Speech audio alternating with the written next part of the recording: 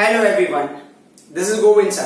Welcome back to lecture number 5, continuation of magnetic effects of electric current chapter. Today we are going to discuss about very important topic solenoid. उसके बाद हम करेंगे Fleming's left hand rule. तो सबसे पहले हम solenoid के बारे में डिस्कस कर लेते हैं कि सोलेनॉइड क्या होता है. तो अगर सोलेनॉइड को अगर स्ट्रक्चर के फॉर्म में मैं डिस्कस करूं in form of structural file से, सो एग्जांपल के लिए आप ये कंसिडर कर सकते हो. I have taken this example. ये स्प्रिंग शेप का कुछ होगा, करेक्ट. सो ये है सोलेनॉइड की तरह बिहेव कर सकता है. Means I can consider this a solenoid but it's not exactly solenoid. क्यों? उसके पीछे रीजन है. तो अगर ये सोलेनॉइड होगा तो क्या क्या इसका स्पेसिफिक पैटर्न जो मैं देख सकता हूं.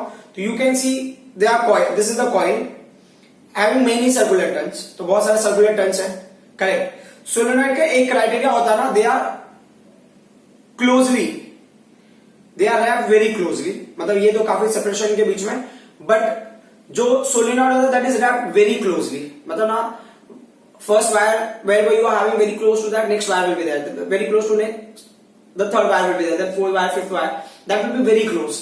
So close, sometime means you may feel that they are in contact. कभी कभी आपको ऐसा फील हो सकता है, but they are not in contact. Why? Because whatever wire we are going to use is insulated copper wire. मतलब आपको देख के लगेगा कि naked wire है, but in a case if they will come in contact also nothing will happen. There is no short circuit. ठीक है. तो पहले अगर हमें सोलेनॉइड बताना है तो what are we going to mention? Solenoid का जो डेफिनेशन है उसके हिसाब से हम देख लेते हैं. तो solenoid is what? This is a coil. Solenoid is a coil of many circular turns. Solenoid is a coil of many circular turns, correct? Of insulated copper wire. Solenoid is a coil of many circular turns of insulated copper wire, wrapped in a form of wrapped closely. Wrapped closely in the sense means they are made in form of circular coil, and each coil will be very close. So wrapped closely in shape of cylinder, है ना. उनको इतना closely rap किया हुआ है कि they form a form of cylinder. एक cylinder form करते हैं. जैसे अभी इस केस में तो थोड़ा मुश्किल हो रहा है, but you can understand when it will start coming closer like this. तो एक टाइम ऐसा आएगा कि they are so closely wrap that they form the shape of cylinder. अब वो सिलेंडर का शेप प्रॉपर्ली दिखाई दे सकता है. यू मस्ट हैव सीन ना, आपके पेन के अंदर जो स्प्रिंग होता है तो उसको थोड़ा सा डिस्टेंस में रख के देखो तो you can see the shape of cylinder very clearly. ठीक है. तो अब ये क्या कह रहे हैं कि अगर इसके अंदर से सोलेनॉइड के अंदर से आप करंट फ्लो करना स्टार्ट करते हैं, if the current will start flowing through this solenoid, तो as you can see this is a diagram. तो ये बोल रहे हैं जब भी करंट फ्लो होना स्टार्ट हो जाएगा तो you can take it like this. मतलब यहां पे current is going up and this case current is going down like this ना. It's like this. सो अब इसमें होगा magnetic field lines will form. तो मैग्नेटिक फील्ड लाइंस आप कैसे ड्रॉ करते हैं वो देख लेते हैं. तो मैग्नेटिक फील्ड लाइंस क्या होगा? जैसे अभी मैग्नेटिक फील्ड लाइंस क्यों फॉर्म होगा? As we have already done, when there is a flow of current through conductor then magnetic field is generated around it. So उस मैग्नेटिक फील्ड की वजह से आपको मैग्नेटिक फील्ड लाइंस का pattern मिलेगा. तो हम मैग्नेटिक फील्ड लाइंस का पैटर्न ड्रॉ करके देख लेते हैं. ठीक है. तो एक मैग्नेटिक फील्ड लाइंस मैंने यहां ड्रॉ किया. Symmetrically I have to draw up. ठीक है. अप भी ड्रॉ कर लेते हैं हम लोग. तो यहां पे भी आपको एक सिमेट्रिकल लूप मिल गया. ठीक है. Then we are taking another one. ठीक है. Like the way you are taking up down, similarly you take up also. ठीक है. अब आपके ऊपर है आप इसको कितने लूप्स बनाने हैं आपको ऐसे. तो लाइक मेरे पास स्पेस का प्रॉब्लम है तो मैंने ऐसे 2 लूप्स बनाए, दैट्स इनफ. ठीक है. एंड द नेक्स्ट वन, बाकी क्या करना है, लूप्स नहीं बनाएंगे तो क्या करेंगे, but we are going to take lines inside. So this 1 2 3 I am getting 4 5. So ये जो फिल लाइन्स है it is going out and it is like this. ये लाइन ऐसा होगा. ठीक है. This field line will be like this, this field line will be like this. आपने magnetic field lines draw किया है ना, बिल्कुल वैसा ही पैटर्न है. ठीक है. सो ऐसा pattern clear. So magnetic field lines will be form because of solenoid. जब हम सोलेनॉइड को डीपली ऑब्जर्व करते हैं तो व्हाट डू वी गेट. तो डीपली ऑब्जर्व करने के बाद आप इसको कंपेयर करो बार मैग्नेट से. So when you are comparing with the bar magnet, you will find out कि मैग्नेटिक फील्ड लाइंस जो है ना वो बार मैग्नेट के काफी सिमिलर है. तो अगर ये बार मैग्नेट के सिमिलर दिख रहे हैं मैग्नेटिक फील्ड लाइंस, इसका मतलब क्या हो गया कि जैसे बार मैग्नेट में पोल्स होते हैं ना, north pole south pole, similarly it will also have pole. तो अब मान लो कि यहाँ पे कहीं एक जगह पे नॉर्थ पोल है और किसी एक जगह पे साउथ पोल है. ठीक है. तो अगर मान लो नॉर्थ पोल होगा तो क्या होगा, magnetic field lines will emerge out from there, correct ना. magnetic field lines का will emerge out from the north pole, ठीक है, and will merge at the south pole. Then you can see, so outside जो magnetic field का direction वो कहां से कहां होगा, outside. So outside magnetic field lines, outside solenoid magnetic field lines are directed, magnetic field lines are directed from north to south, correct, north to south, clear. But what will happen inside south to north, as you can see ना, ये field lines ऐसे है तो ये अंदर भी तो enter करेंगे ना, inside also they enter, inside enter करेंगे, उनका एरोस किधर होगा, साउथ से नॉर्थ की तरफ होगा, तभी तो होगा ना कंटिन्यूटी, ठीक है. So but inside from south to north, ठीक है, इनसाइड साउथ टू नॉर्थ की तरफ ये फील्ड लाइंस होंगे.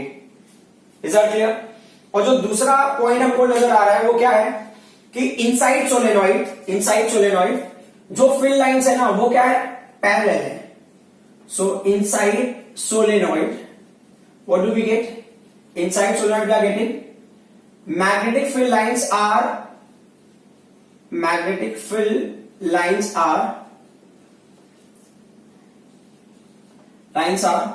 parallel, straight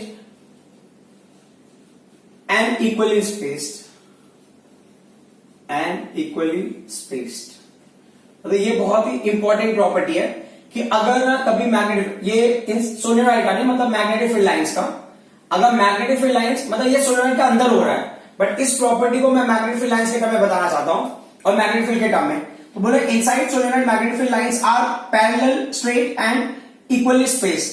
तो जब ऐसा होता है तो जब जो भी करेगा जिस जगह पे इस कंडीशन को हम देखेंगे तो वहां पे क्या होगा, वहां पे मैग्नेटिक फील्ड क्या होगा, सेम होगा. सो ये क्या बताता है, it indicates inside solenoid magnetic field at each place is same. Inside solenoid magnetic field at each place is same. Magnetic field at each place is same. ठीक है, हर जगह पे मैग्नेटिक फील्ड क्या होगा, सेम होगा. अच्छा, मैग्नेटिक फील्ड सेम है इसका मतलब क्या हो गया, इसका मतलब होता है यूनिफॉर्म मैग्नेटिक फील्ड. इसका मतलब यूनिफॉर्म मैग्नेटिक फील्ड मतलब आपको कांस्टेंट मैग्नेटिक फील्ड मिल रहा है, यूनिफॉर्म मैग्नेटिक फील्ड. तो अगर मान लो मुझे फ्यूचर में कहीं बताना है यूनिफॉर्म मैग्नेटिक फील्ड, तो व्हाट शुड आई डू, मैंने क्या करना है कि parallel lines, parallel straight line ले लो आप, ठीक है, इक्वली स्पेस्ड होंगे और सेम डायरेक्शन एरो होगा, तो वो एरो से रिप्रेजेंट करेंगे यूनिफॉर्म मैग्नेटिक फील्ड. समझ में आ रहा है. तो उस समय समझ में आएगा कि यूनिफॉर्म मैग्नेटिक फील्ड यहां पे है. तो you can see inside the solenoid same thing is happening, inside solenoid uniform magnetic field we are getting. अब ये क्या कह रहे हैं कि सोलेनॉइड में ना अगर आप करंट फ्लो करा के स्ट्रॉन्ग मैग्नेट उसको बना दोगे तो क्या यूज होगा. तो when the current is flowing through solenoid in such a way that the solenoid behaves as a very strong magnet, then solenoid can be utilized to make other magnetic material in form of magnet. कैसे? Those materials which are put inside the solenoid, जो material solenoid के अंदर रखा रहेगा उस material को क्या करेगा, मैग्नेट बना देगा. फॉर एग्जाम्पल सॉफ्ट आयरन, तो क्या होता है सोलेनॉइड के अंदर सॉफ्ट आयरन को रॉड हम मिक्सर कर देते हैं, जब करंट फ्लो होता है तो soft iron will get magnetised, वो ना मैग्नेटाइज्ड हो जाता है and will start behaving as a magnet. तो वो कब तक मैग्नेट की तरह बिहेव करेगा, जब तक कि करंट फ्लो हो रहा है तब तक वो मैग्नेट की तरह बिहेव करेगा. The moment current will stop you will not see this impact. Is that clear. तो हम क्या करते हैं, हम इसमें सॉफ्ट आयरन को पुट कर दिए जिसकी वजह से मैग्नेटिक इंपैक्ट दिखेगा and this is called the electromagnet. ऐसा जो मैग्नेट बनेगा उसको हम इलेक्ट्रोमैग्नेट बोलेंगे. Is that clear. सो हमें क्या क्या पॉइंट समझने थे इसमें. Solenoid is very simple thing. Solenoid is a coil of many circular turns of insulated copper wire wrapped closely in form of or in shape of cylinder you can say. तो ऐसे structure को हम solenoid कहते हैं. जो second point था, solenoid का magnet field lines का pattern is very similar to bar magnet. So therefore there should be some north and south pole. North and south pole होगा तो if you will see very carefully, electric field lines will travel from north to south outside the solenoid, but inside from south to north. Inside the solenoid you can see magnetic field lines are parallel straight and equally spaced, which means magnetic field line inside the this solenoid will be same, and that particular pattern will represent the uniform magnetic field. और क्या होता है कि when current will flow through solenoid, inside the solenoid if you keep any magnetic material will behave as a magnet at that moment. ठीक है, अब ये क्या कह रहे हैं कि इसको अगर हमने दूसरे पे थोड़ा सा आगे बढ़ाते हैं तो ये बोल रहे हैं ना कि एक magnetic field inside the solenoid, so B inside, B क्या होता है, B is a notation for magnetic field, B is notation for magnetic field. ये आपके सिलेबस में तो नहीं दिखेगा कहीं पे, बट आपके अंडरस्टैंडिंग के लिए ये बेटर है. B is notation for magnetic field. तो अब ये क्या कह रहे हैं ना, जो अंदर मैग्नेटिक फील्ड है किसके ऊपर डिपेंड करता है, mu naught into N into capital I. तो जहां पर म्यू नॉट को ना बोलते हैं परमिबिलिटी, बोलते हैं permeability of the free space. ठीक है, इसकी वैल्यू फिक्स होती है, होता है परमिबिलिटी ऑफ फ्री स्पेस, और इसकी वैल्यू होती है 4 पाई इंटू 10⁻⁻⁷, और इसका यूनिट होता है टेस्ला मीटर पर एम्पियर. तो इसमें नहीं जाओगे तो भी चलेगा. अब जो एन होता है ना, एन क्या होता है, number of turns for 1 metre length. ठीक है, इसको पर यूनिट लेंथ बोलते हैं साइंटिफिकली. अगर आप देखोगे तो मैंने इसको सिंपल टर्म में बता रहा हूं कि 1 मीटर लेंथ के अंदर कितना नंबर ऑफ टर्न्स है वो आपको यहां लेना है. कैपिटल आई क्या होगा, capital I is the current, मतलब सोलेनॉइड में कितना करंट फ्लो हो रहा है, सोलेनॉइड के 1 मीटर लेंथ का टर्न कितना है, और म्यू नॉट की वैल्यू फिक्स है, तो आप बता दोगे कितना मैग्नेटिक फील्ड उसके अंदर होगा. अब यहां पे एक छोटा सा ट्विस्ट है. ट्विस्ट ये है कि आपने ये सेंटर पे मैग्नेटिक फील्ड तो निकाल लिया सोलेनॉइड का. What is the magnetic field at the end of the solenoid, magnetic field at the end of the solenoid.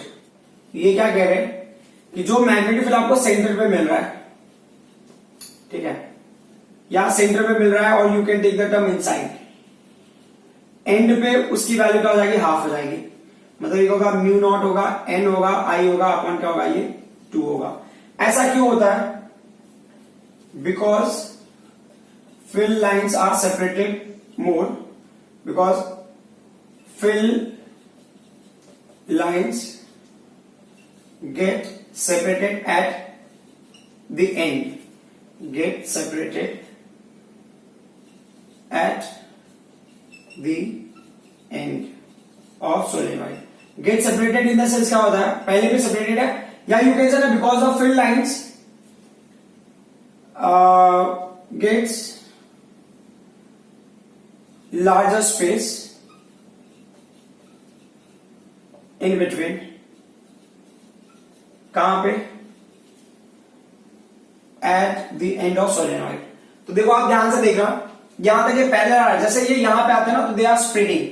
ये स्प्रेड होने की वजह से क्या होगा, जो क्राउड ऑफ फिल लाइंस है ना, वो क्या होगा, कम हो जाएगा.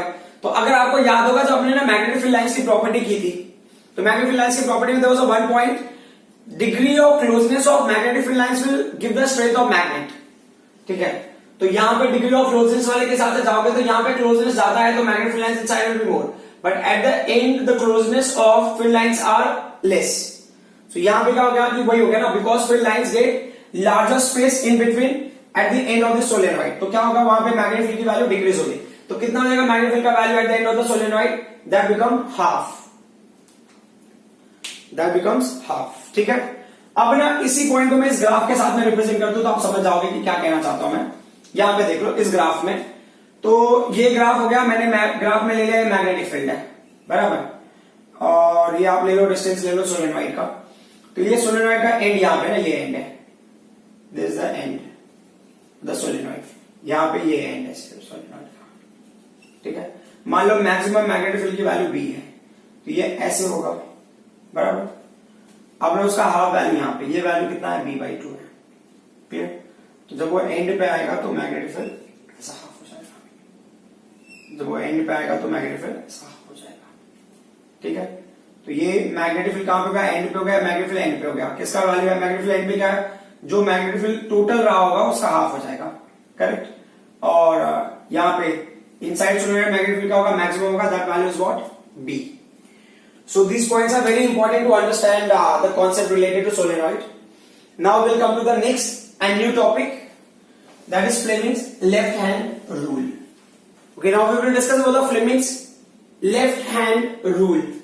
वैसे फ्लेमिंग्स के दो रूल होते हैं, Fleming's right hand, Fleming's left hand, but अभी हम फ्लेमिंग्स लेफ्ट हैंड को डिस्कस करेंगे, तो लेफ्ट हैंड करेक्ट। इसमें आपको क्या करना है कि सबसे पहले इन्होंने क्या बोला है, stretch thumb, forefinger and middle finger of your left hand such that they are mutually perpendicular. Mutually perpendicular मतलब आप देख लो, ये इसको perpendicular होगा, ये इसको perpendicular होगा, तो similarly when you are trying to find out this one, ये इसको perpendicular होगा।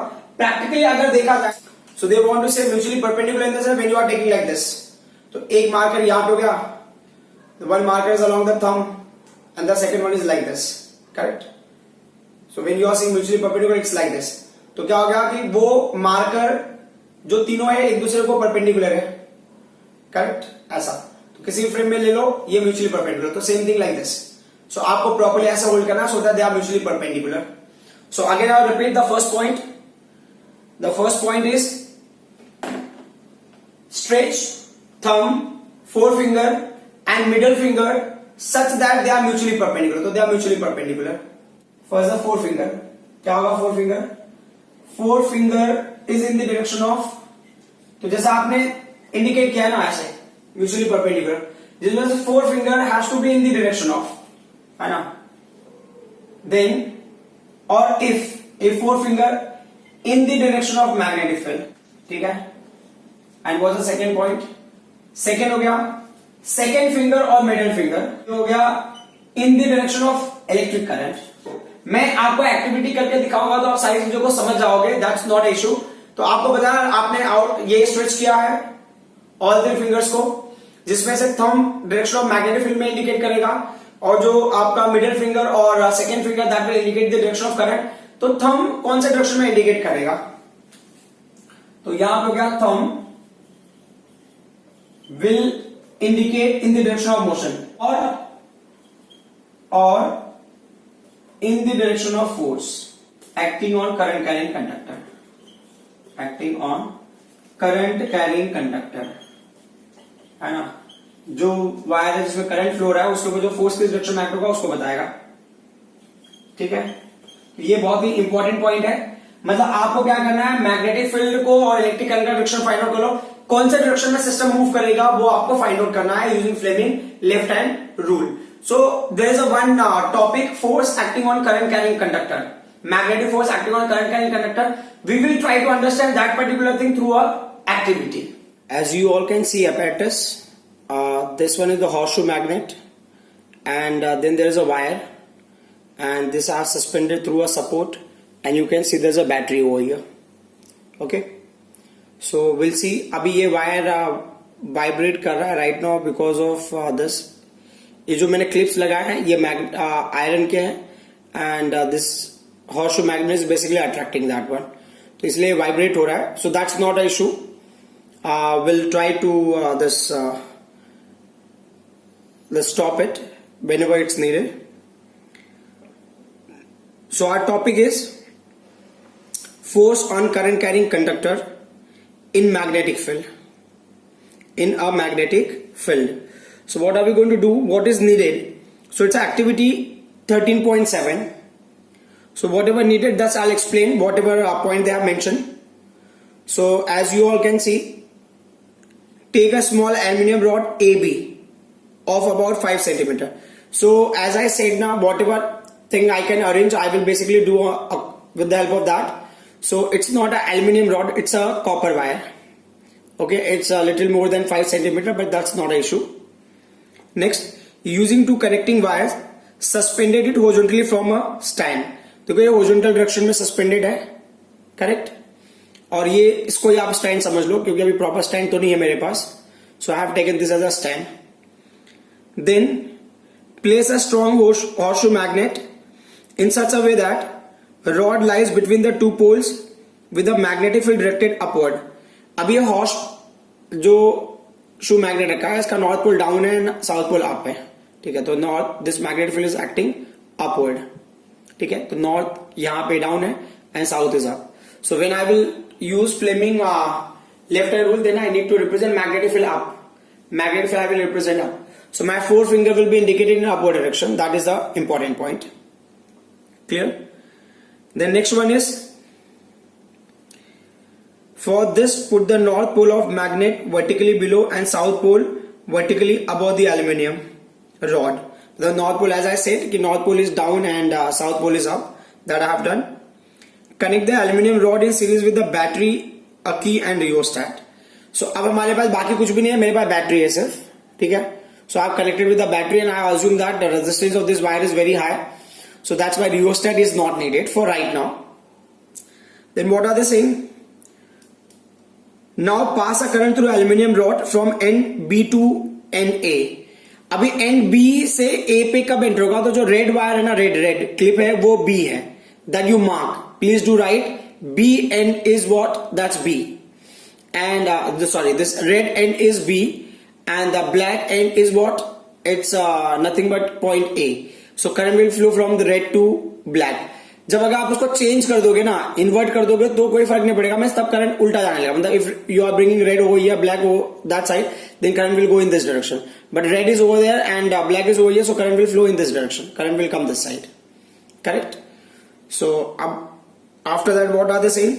What do you observe? So क्या ऑब्जर्व किया वो हमको बताना है. फिर बाद में बोले reverse the direction of current flowing through that. तो यू नीड टू अंडरस्टैंड कि ना रेड वायर वो आपका ना बी पॉइंट है एंड ब्लैक का जो red clip is positive terminal and black clip is the negative terminal. So current will flow from B to A. So your middle finger will indicate in this direction. ठीक है, तो देखो basically क्या है ना, current कौन से direction में, इस डायरेक्शन में फ्लो हो रहा है. तो you will indicate like this. Magnetic field is up, है ना. देखो मैग्नेटिक फील्ड अप है और उसके बाद आप देखो, ये मैं कंसिडर के हिसाब से देख लो, कंडीशन के हिसाब से magnetic field is up north to south. Correct? And after that when you are doing the current is going from B to A. Clear? As you can see what is happening to the thumb. You can see thumb will indicate in your direction. Thumb is indicating in your direction. Correct? So ये पूरा set कर देते हैं इसके हिसाब से. As you can see, so this is the magnetic field, sorry this is the electric current, this is the magnetic field. Forefinger is a magnetic field, north to south, down to up, and this is the electric current. It's going this red to black, correct? And where is the thumb indicating? Thumb is indicating towards you. So I'll switch on the circuit and you have to observe कि in which direction will it deflect. देखो ये आपकी तरफ deflect होता है क्या? That you need to see. So now I'm going to switch on the circuit. So 3, if I'll say that time I will switch on. 1, 2, 3. As you can see, it deflected in beginning towards you. ठीक है, मैं I'll stop it again.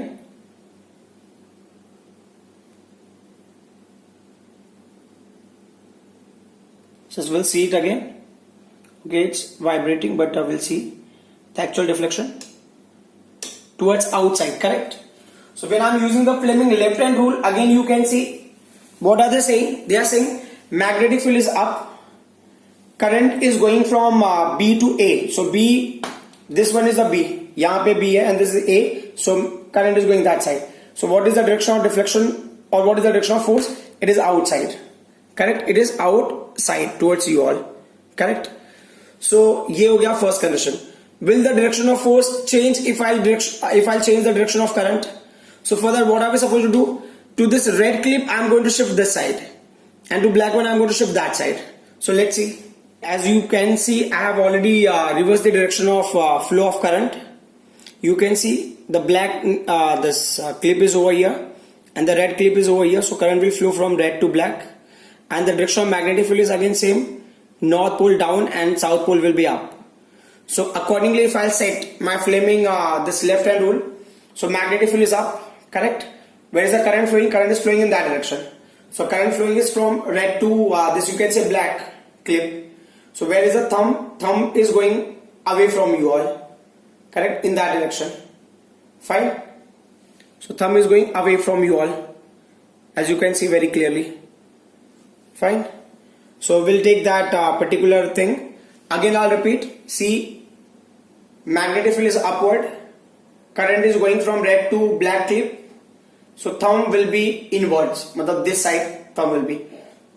So thumb is indicating the direction of force acting on this. So when I switch on the circuit and we need to see whether the deflection is happening inwards towards the right side or left hand side. So मेरे हिसाब से ना when I'm talking about this way means I'm facing like this. So for me it's left hand side and this is what right hand side. So the previous deflection was on which side? Left hand side, correct? As when I was doing before, means the current was coming like this. Current was coming towards me, and the forefinger was up, and the thumb was towards you all. So towards you all in the sense, according to me, it's left hand. Now I'm using my left hand, and it's this side only, correct? So in beginning the deflection was left hand side. Now the deflection has to be opposite. Opposite in the sense on right hand side. So we'll see whether the deflection is happening in the opposite direction or not. So I'll switch on the circuit, and we'll see. So just see whether it's what's happening, which side it will deflect, correct? It is right now very difficult to this make out where is the wire. Okay, I'll stop it and again I'll try so that you people can find out which side is the deflection. So just make out that whether it's going inward or outward, correct? So again I'll stop. So in a case if you have not seen very clearly, so see it. So first the movement is inward, which means it is going to deflect on right hand side. It's an activity given in your textbook, inside the textbook. So as you can see, I have already given this format as an answer sheet in this video only. So just I'll repeat it again, everything. So what are we supposed to do? So that it is given as take a small aluminium rod and all, that particular point we can write. You can do connection and all. The last point is now pass a current through aluminium rod from B to A. जब B to A हमने flow कराया था, then it deflected on left hand side. Then question was that what do you observe? So it is observed that the rod is displaced towards the left, and we can see the shift in the rod. Next one, reverse the direction of current. We have reversed the direction of current, and what was seen? The direction of its displacement will also get reversed. Now it will deflect on which side? Right hand side. I hope whatever I explained you people understood. These topics are not very complicated. These topics are very easy. Just you need to understand. So next class में हम कुछ questions करेंगे, theoretical questions करेंगे based on Fleming's left hand rule. I hope whatever I explained was very clear to you all. Thank you very much.